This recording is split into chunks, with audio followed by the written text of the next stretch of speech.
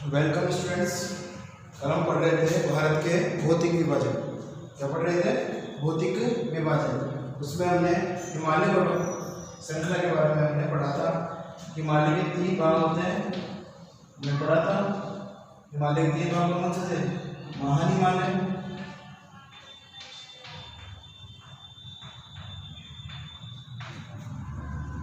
मध्य हिमालय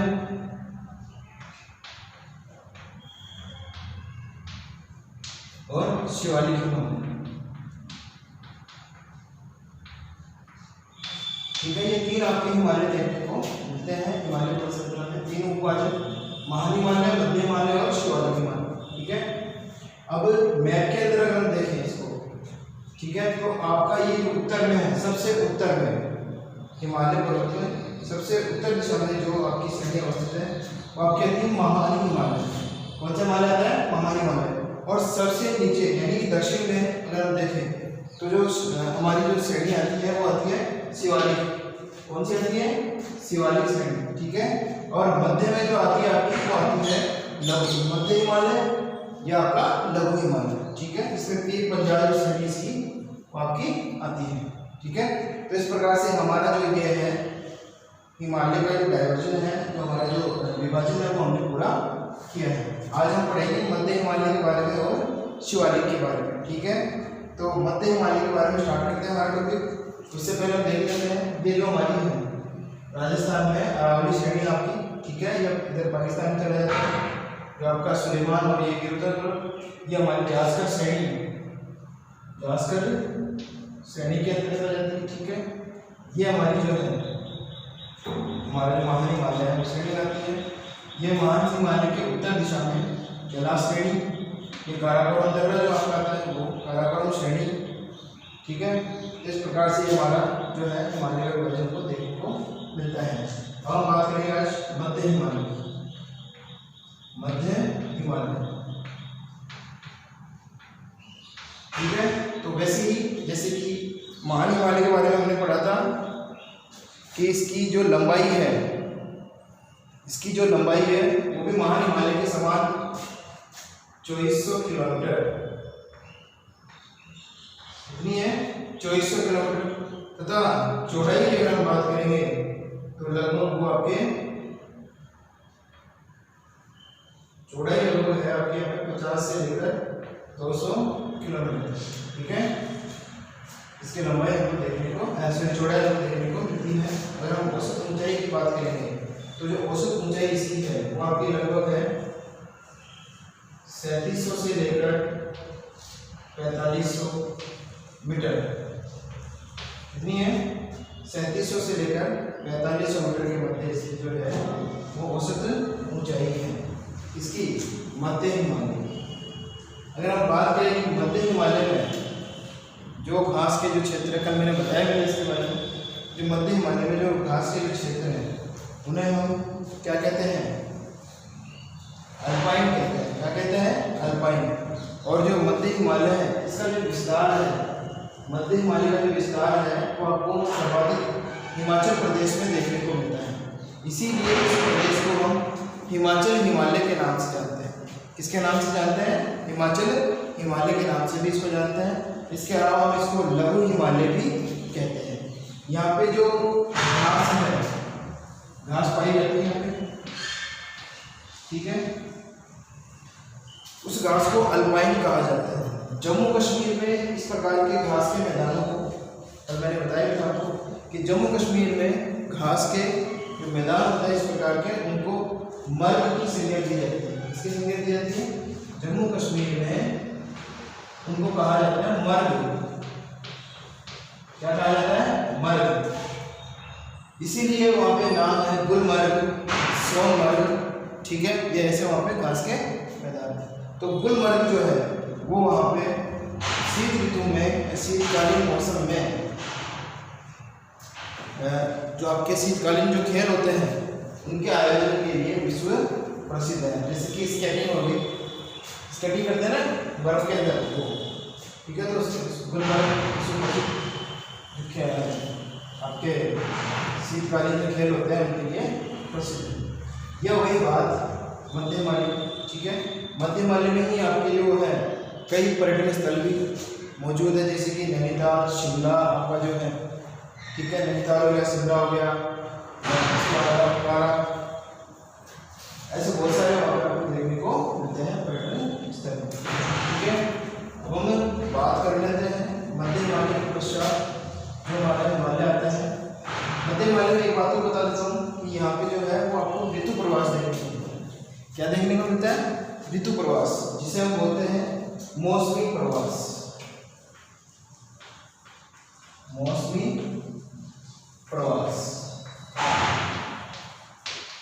ये जो मौसमी या ऋतु प्रवास है यहाँ की जो जनजातियाँ हैं, जैसे कि गुज्जर, बकरवाल, गद्दी, ऐसी जनजातियाँ हैं जो यहाँ पे क्या करती हैं, मौसमी या ऋतु प्रवास करती हैं।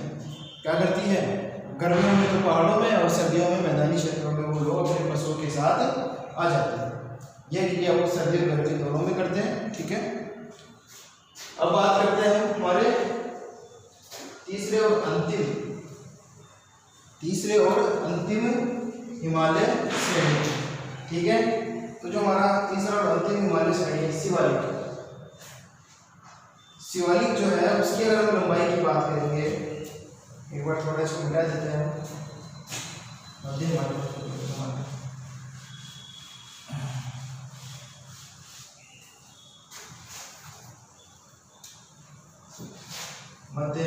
हो जाता हमारा शिवालिक।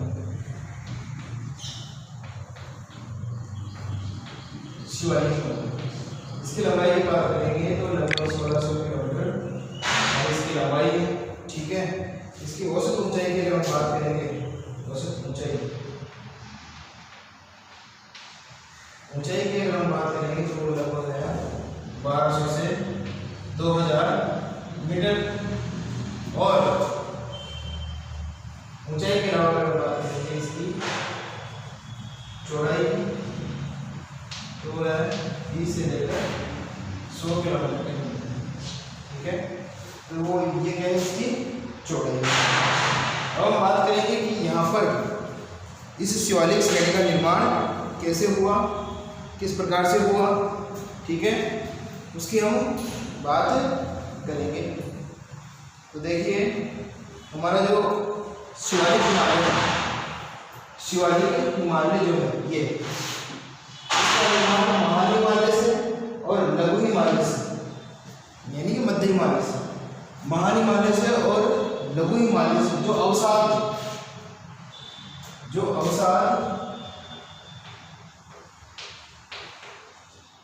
बहकर आया है उससे इसका निर्माण हुआ है। तो सामान्य बात क्या हुई कि मध्य हिमालय और महान हिमालय से जो लाए गए अवसाद है उससे हमारे शिवालिक हिमालय का निर्माण हुआ है। इसीलिए शिवालिक हिमालय को हिमालय पर्वतों में सबसे युवा वलित श्रेणी की संज्ञा दी जाती है। युवा वलित श्रेणी की संज्ञा दी जाती है, ठीक है। तो इस प्रकार से हमारे ये जो है शिवालिक श्रेणी का निर्माण आपको देखने को मिलता है। पौराणिक अगर हम बात करें तो पहले ये कहा जाता था कि यहाँ पर जो हमारी शिवालिक श्रेणी है, इस श्रेणी पर एक इंडो ब्रह्मा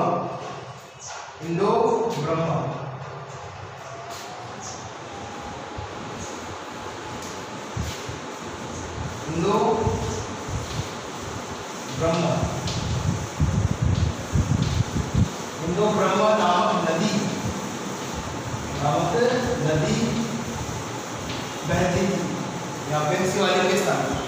क्या कौन सी नदी बहती थी? इंडो ब्रह्मा। देखिए जलवायु परिवर्तन के कारण या भूगर्भिक हलचलों के कारण यहाँ पर वो जो नदी थी वो लुप्त होने के पश्चात वहाँ पे आज हमको शिवालिक का निर्माण देखने को मिलता है। कौन सी नदी थी? इंडो ब्रह्मा नदी वहाँ पर बहती थी, लेकिन इन्हीं कारणों से या आपके भूगर्भिक हलचलों से वहाँ पर वो नदी वो आपकी हो गई लुप्त होने के पश्चात वहाँ पे आपके महान हिमालय और मध्य हिमालय से जितने भी अवसाद आते थे उन अवसादों से भी हमारे शिवालिक श्रेणी है उसका निर्माण हो, और आज भी लगातार हो रहा है।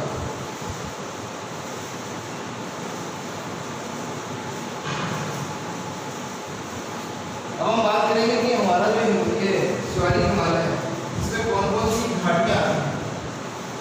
घाटियां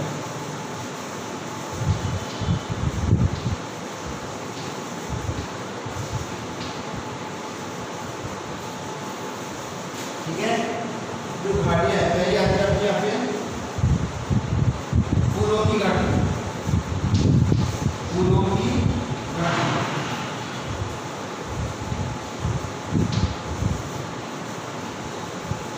ये आपकी आती है उत्तराखंड में, उत्तराखंड तो गई फूलों की घाटी।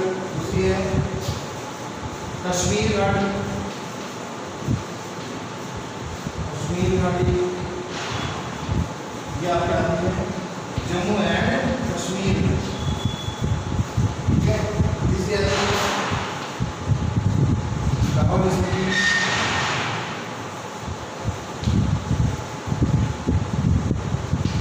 घाटी ये आपके नेपाल,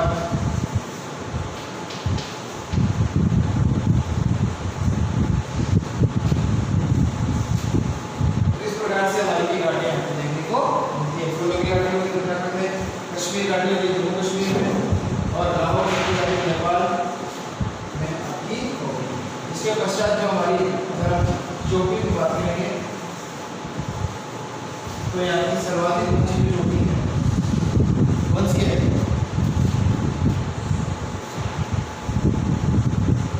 चोटी जो है वो कम ऊंचाई पे देखने को मिलती है। वो औसत ऊंचाई का मैं बताई दे रहा हूँ कितनी है महाराष्ट्र से लेकर 2000, तो यहाँ पे जो चोटियाँ हैं वो कम ऊंचाई के आपको देखने को लगभग वो चोटी 1200, कोई 850, कोई 1300, कोई सर्वाधिक जो है आपको 2000 तक देखने को मिलती है, ठीक है। इस प्रकार से हमारी ये जो आपकी शिवालिक श्रेणी है इसका निर्माण हुआ है, ठीक है। तो आज आपका ये जो टॉपिक है कौन सा हिमालय का वो पूरा होता है। हिमालय के पश्चात जो हम पढ़ेंगे वो हम पढ़ेंगे हमारा उत्तर का विशाल मैदान, उत्तर का विशाल मैदान,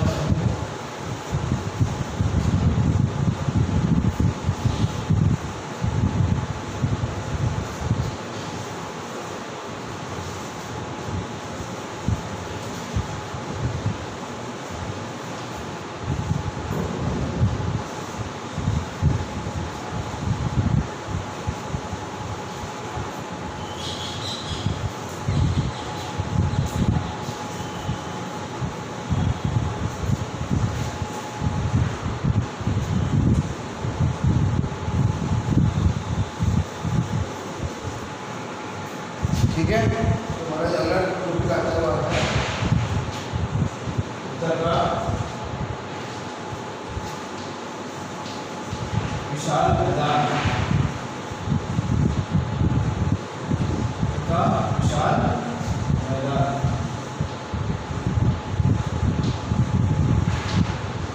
ठीक है। इसके बारे में बात कर लेते हैं उत्तर के विशाल मैदान के बारे में। ये जो मैदान है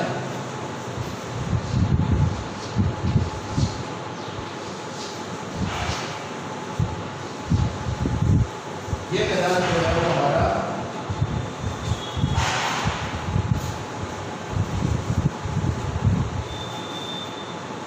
विशाल मैदान हिमालय पर्वत, हिमालय पर्वत और दक्षिण में पठार,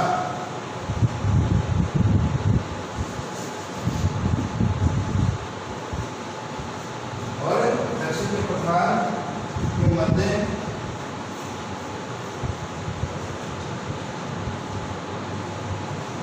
मध्य देखने को मिलता है उत्तरी हिमालय, उत्तरी पर्वतीय प्रदेश, उत्तरी पर्वत, यह आपका विशाल मैदान।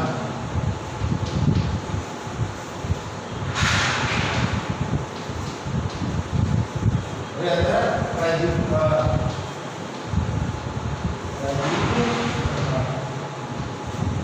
ठीक है, इस प्रकार से हमारा ये विशाल मैदान है उसकी स्थिति हमको देखने को मिलती है। ठीक है, विशाल मैदान का जो निर्माण है वो आपका उत्तरी पर्वतीय प्रदेश और प्रायद्वीपीय पठार के मध्य देखने को मिलता है।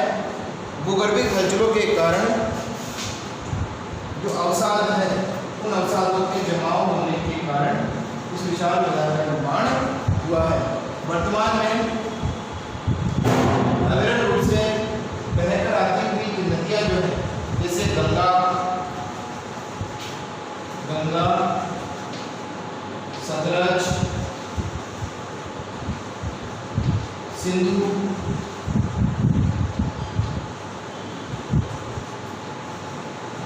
ब्रह्मपुत्र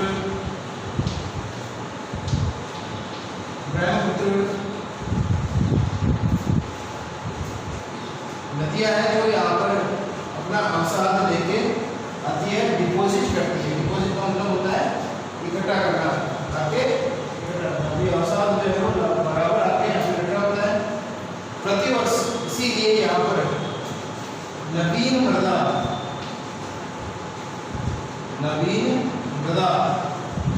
की परत बिछ जाती है या इकट्ठी हो जाती है हमारे विशाल मैदान में। कुछ नदियाँ जैसे दक्षिण भारत की है तो उनसे भी इस मैदान का निर्माण देखने को मिलता है। ठीक है, तो इस प्रकार से हमारा जो है उत्तर का विशाल मैदान का निर्माण हुआ है, जिसके जो डिवीज़न है उन डिवीज़नों के बारे में हम बाद की क्लास में बात कि कौन कौन से डिवीज़न जो हमारे इसके अंतर्गत शामिल किए जाते हैं बात करेंगे। अगर हम राज्यों की बात करें जहाँ पे उत्तर का विशाल मैदान जो है वो हमारा देखने को मिलता है, वो राज्य हमारे हैं लगभग वो राज्यों में जैसे उत्तर प्रदेश, पंजाब। राज्यों की अगर हम बात करें तो यूपी मतलब उत्तर प्रदेश, पंजाब, दिल्ली, बिहार, पश्चिम बंगाल, राजस्थान, उत्तरी यूपी, उत्तरी एमपी,